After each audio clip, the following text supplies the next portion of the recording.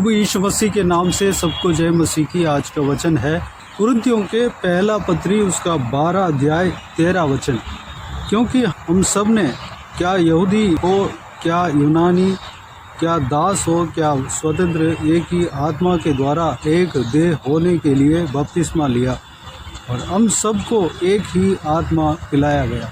मेरे प्रियो, हम बीते हुए 2 दिनों से परमेश्वर के आत्मा के बारे में हम देखते हुए आ रहे हैं। परमेश्वर के आत्मा एक व्यक्ति के अंदर अगर उतरता है तो वो व्यक्ति किस तरह बर्ताव करता है वो सब हम देख रहे हैं। और पवित्र आत्मा का वरदान के बारे में हमने कल के दिन में देखा है। और उस वरदान जो परमेश्वर के द्वारा परमेश्वर अपने दासों को देता है वो किस लिए देते हैं वो सब हम कल के दिन में हमने देखा है। जो पवित्र आत्मा ने अगुवाई किया उस सारे बातों के विषय में हमने देखा है।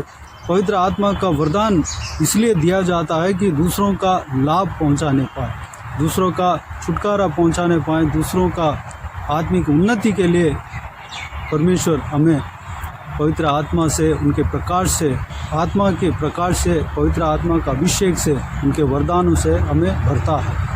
और ये भी देखा है कि पवित्र आत्मा का वरदान जो है 9 प्रकार के हैं, जो कि इस अध्याय में लिखा हुआ है। 8, 9, 10 वचनों में जो वरदानों के बारे में लिखा हुआ है उस वरदानों को हमने कल के दिन में देखा है। उस विषय को हम और ज़्यादा गहराई में भी जान सकते हैं। आने वाला समय में पवित्र आत्मा के वरदानों के विषय में और गहराई के साथ जानेंगे। आज के वचन में हम इसी अध्याय में 13वां वचन को हम मनन करेंगे, जो कि इस 12 वचन से लेकर पवित्र प्रेरित पौलुस कहता है कि एक शरीर में अनेक अंग है, आँख है, कान है, मुंह है, नाक है, हाथ है, पाँव है। सबको अपना अपना अलग अलग काम परमेश्वर दिया है। उस काम को वह करता है। अलग अलग अंग तो है लेकिन सारा अंग एक काम नहीं करता। अलग अलग अंगों के लिए अलग अलग काम बटा गया है। इस प्रकार जो परमेश्वर के धर्मियों को, परमेश्वर के चेलों को अलग अलग काम बांटा है, जो कि परमेश्वर के मर्जी के अनुसार बांटा जाता है। हम ये भी कह सकते हैं कि हम अपनी इच्छा से हम वरदान मांगते हैं तो परमेश्वर अगर चाहे तो हमें हमारे इच्छा के अनुसार भी वरदान दे सकता है। उसमें परमेश्वर का मर्जी होना चाहिए।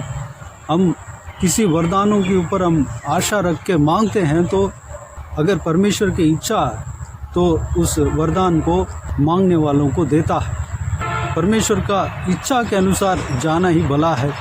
परमेश्वर हमारे लिए, अपने राज्य के लिए, अपने कलीसिया के लिए कुछ नियुक्त काम को, एक विशेष काम को नियुक्त किया है। उस काम को हमें करना है।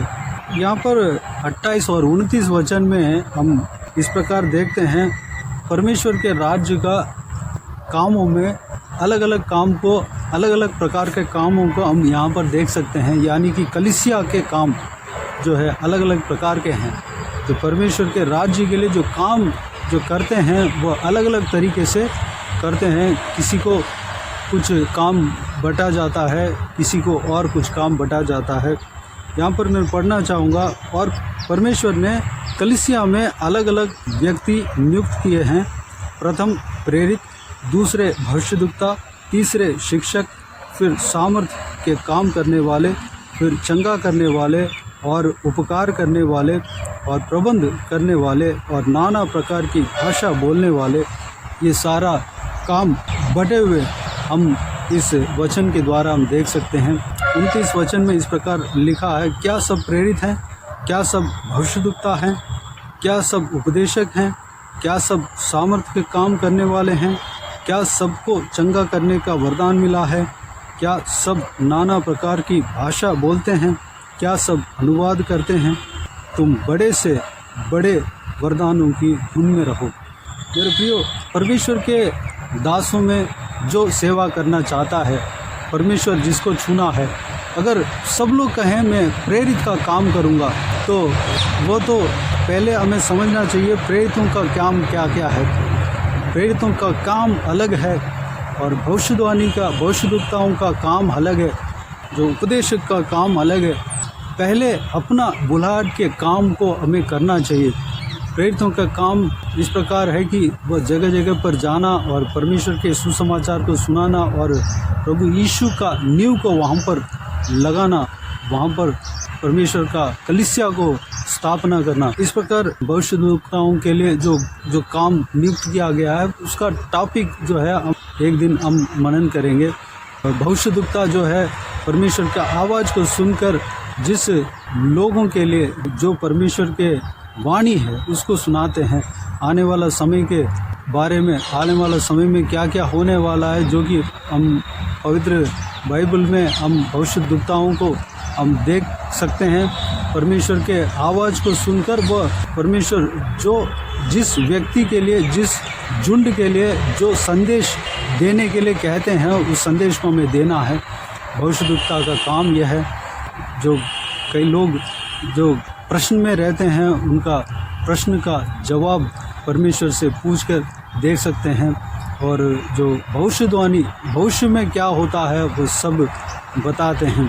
वैसे शिक्षक जो है परमेश्वर के वचनों का शिक्षा देते हैं, और सामर्थ्य के काम करने वाले जो उस वरदान को पाते हैं वो सामर्थ्य के काम करते हैं, परमेश्वर की ओर से चंगाई चमत्कार करते हैं, और चंगा करने वाला वो भी चंगा करते हैं, रोगों को चंगा करते हैं और मरेओं को जिलाते हैं, और उपकार करने वाला और प्रबंध करने वाले और नाना प्रकार की भाषा बोलने वाले, सबका अलग अलग काम है। हम प्रभु यीशु के चेले हैं, हम सब लोग ये नहीं कह सकते कि मैं यही काम करूँगा। परमेश्वर हमारे लिए जो काम बांटा है उस काम को हमें करना है, लेकिन उस काम को कराने वाला एक ही है, हमारा प्रभु ही है, परमेश्वर ही है, पवित्र आत्मा है। पवित्र आत्मा एक है, लेकिन उनके द्वारा जो वरदान बटा जाता है वह अलग अलग है। इस बात को हमें समझना है। हमारे लिए जो परमेश्वर जो वरदान बांटा है, जो काम दिया है, उसको हमें जानना है। वो प्रार्थना के ज़रिए, पवित्र आत्मा के अगुवाई के ज़रिए परमेश्वर के आवाज़ को, परमेश्वर के निकट जब पहुंचते हैं, जब हम पहुंचते रहते हैं, परमेश्वर के लिए अपना जीवन को समर्पण करते हैं, तो परमेश्वर हमें बताते हैं कि हमें समझ में आ जाता है। परमेश्वर के आत्मा हमें बता देते हैं कि किस किस को क्या क्या काम है, और परमेश्वर के अगुवाई के द्वारा भी पता लगता है। और परमेश्वर अपने वचन के द्वारा भी बात करते हैं, स्वप्नों के द्वारा, दर्शन के द्वारा, जैसे भी बात करते हैं। अगर हम परमेश्वर के दासों के द्वारा जो परमेश्वर का वचन को सुनते हैं, उसके द्वारा भी परमेश्वर हमसे बातें करते हैं। हमें अपना बुलाहट को कंफर्म कर लेना है, यह भी परमेश्वर का वचन कहता है। अगर आप एक विश्वास में हो, परमेश्वर के ऊपर विश्वास करते हैं, परमेश्वर के दास दासियाँ बने हों, लेकिन बुलाहट अभी कंफर्म नहीं हुआ, तो और परमेश्वर के करीब जाएंगे और परमेश्वर के आवाज़ को सुनने लगेंगे, प्रार्थना में बने रहेंगे, तो परमेश्वर नियुक्त समय में आपके लिए जो परमेश्वर का योजना है उस योजना को आपको बताएगा। ज़रूर जो व्यक्ति चुने गए हैं उन सबके लिए परमेश्वर का योजना ज़रूर है। हम बिना योजना का चुने नहीं गए हैं। हर एक व्यक्ति जो परमेश्वर की ओर से चुना गया, उन सबके लिए परमेश्वर एक योजना बना रखा है। उस योजना को, उस परमेश्वर की इच्छा को हमें जानना अवश्य है। इसके लिए हम पवित्र बाइबल को लगातार पढ़ने में, प्रार्थना करने में, परमेश्वर को स्तुति आराधना करने में, परमेश्वर के लिए सब कुछ त्यागने का हृदय हमारे अंदर होना चाहिए। और जो हमने जो प्रार्थना के विषय में, परमेश्वर के वचन के विषय में कहा, वो सब में बने रहना चाहिए, कलीसिया में बने रहना चाहिए, कलीसिया की संगति में बने रहना चाहिए, और परमेश्वर के कार्य में हमें आगे बढ़ना चाहिए। पवित्र आत्मा का अभिषेक पाना चाहिए, अभिषेक का चाहत हमारे अंदर होना चाहिए। परमेश्वर का अगुवाई को हमें पाना है, परमेश्वर के अगुवाई के अनुसार हमें चलने का प्रयास करना है। पवित्र आत्मा के अगुवाई के अनुसार चलने का युक्ति को, उस काम को हमें जानना है। वह प्रार्थना और परमेश्वर के बहुमूल्य वचन के द्वारा हमें पता लगेगा। परमेश्वर खुद रास्ता दिखाएगा, खुद कहेगा कि क्या क्या हमें स्पिरिचुअल एक्टिविटीज़ करना है, वो सब कुछ परमेश्वर हमें बताएगा, सिखाएगा, चलाएगा। हमारे व्यक्तिगत जीवन में एक जो आत्मिक उन्नति पाने के लिए सही शिक्षक हमारा परमेश्वर है, प्रभु यीशु है, वह हमें संभालेगा। वो हम यही प्रार्थना करना है कि परमेश्वर मुझे आत्मिक उन्नति देना, आत्मिक उन्नति की ओर मुझे लेकर जाना। मेरे बुलाहट को मैं जानकर उसके अनुसार मैं काम करना चाहता हूँ, आपका सेवा करना चाहता हूँ। इस तरह हम प्रार्थना करें, हम प्रार्थना करते हैं तो परमेश्वर हमें चलाएगा, हमें लेकर जाएगा। हमें अपने आप को परमेश्वर के इच्छा के लिए, परमेश्वर की योजना के लिए सौंपना अवश्य है। तो आइए मेरे प्रियो, इस सारे बातों के लिए हम अपने आप को परमेश्वर के हाथों में समर्पित करें। आइए हम प्रार्थना में जाएं।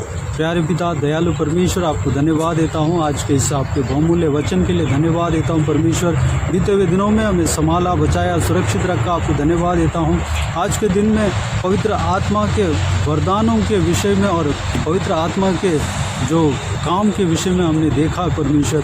एक कलीसिया में क्या क्या काम होता है, यानी कि एक शरीर में जितना अंग अलग अलग काम करते हैं परमेश्वर, उस तरह आपके राज्य के लिए, आपके कलीसिया के लिए जो आपने चुना है पिताजी, उस लोगों में परमेश्वर, अलग अलग लोगों में अलग अलग काम आप बांटते हैं परमेश्वर। उस कार्य को हमने देखा है, जाना है और परमेश्वर हम मनन किया है पिताजी। हमारे लिए भी आपने एक काम को नियुक्त किया है, एक परमेश्वर आपकी योजना हमारे जीवन में, आपके पिताजी हमारे लिए भी आप एक योजना बना कर रखा है परमेश्वर।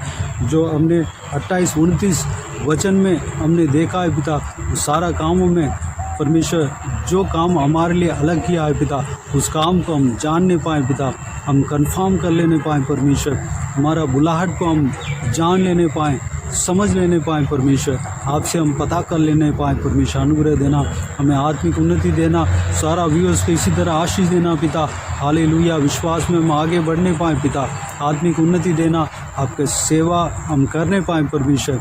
हमें तैयार करना, इस्तेमाल करना पिता। जो एक शरीर में कई सारे अंग ये नहीं कह सकते कि मैं यही काम करूँगा या एक ही काम करूँगा, सबके लिए अलग अलग परमेश्वर काम बटा है परमेश्वर। पिताजी, आँख अपना काम करेगा, नाक अपना काम करेगा, हाथ अपना काम करेगा, पाँव अपना काम करेगा परमेश्वर। पिताजी, उसी तरह हम भी जो काम हमारे लिए आपने दिया परमेश्वर, उसको हम जानकर उस काम को हम करने पाएँ पिता। अनुग्रह देना, पवित्र आत्मा में चलाना, हमें मदद करना, हमें आगे बढ़ाना पिता, विश्वास में आगे बढ़ाना परमेश्वर। धन्यवाद। हम स्पिरिचुअल एक्टिविटीज़ में हम लगे रहने पाएँ परमेश्वर, आत्मिक उन्नति पाने पाएँ परमेश्वर। परमेश्वर का वचन, आपके वचन को, आपके बहुमूल्य वचन को पढ़ने में, मनन करने में लगने पाएँ, प्रार्थना में लगने पाएँ परमेश्वर। आपका आराधना उपासना करने में, आपके कलीसिया के संगति करने में हम लगने पाएँ पिता। अनुग्रह देना, आपका आवाज़ को हम सुनने पाएँ, पवित्र आत्मा में चलाना। सही शिक्षक, उत्तम शिक्षक हमारे लिए आप ही हो पिता, आप हमें सही मार्ग में चलाएंगे। धन्यवाद देता हूँ पिता। पवित्र आत्मा का अगुवाई के अनुसार हम चलने के लिए अपने आप को आपके हाथों में सौंपते हैं पिता। धन्यवाद। बाकी सारे बातों को आपके हाथों में सौंपते हैं पिता। हालेलुया। आने वाला समय में हमें चलाएंगे, बहुतायत से इस्तेमाल करेंगे, आपके राज्य के लिए, आपके भवन के लिए, कलीसिया के लिए हम इस्तेमाल करेंगे। आपको धन्यवाद देता हूँ पिता। हालेलुया। सारा जनों को जो इस वीडियो को देख रहे हैं सभी को आशीष देना, संभालना पिता।